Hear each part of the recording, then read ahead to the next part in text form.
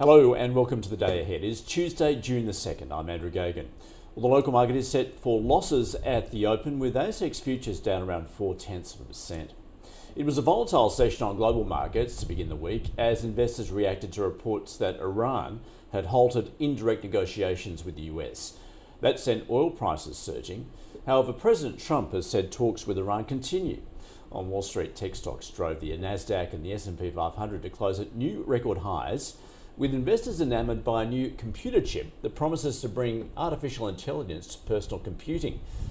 Nvidia chief executive Jensen Huang unveiled the RTX Spark PC chip, which is part of the chipmaker's effort with Microsoft to reinvent the PC for the AI era after 3 years of collaboration between the companies.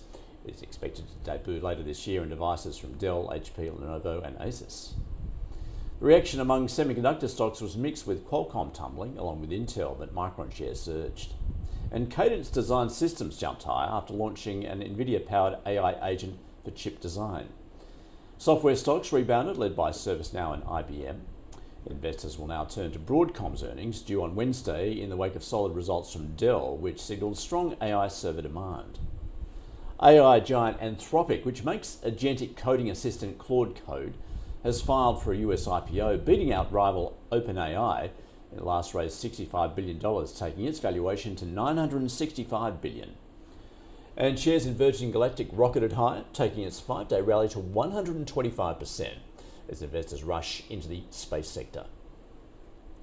Well, President Trump has said that talks with Iran are ongoing, despite reports that Iran had suspended indirect negotiations with the US to end hostilities.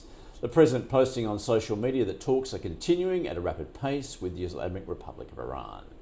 However, the Iranian state news agency reported that Tehran was halting indirect negotiations with Washington after Israel ordered troops to push deeper into Lebanon. Lebanon subsequently announced a partial ceasefire between Hezbollah and Israel. Well, the economic shock from the Iran war has hit European factories last month, suppressing demand for their goods and pushing up raw material costs at the fastest rate in 4 years.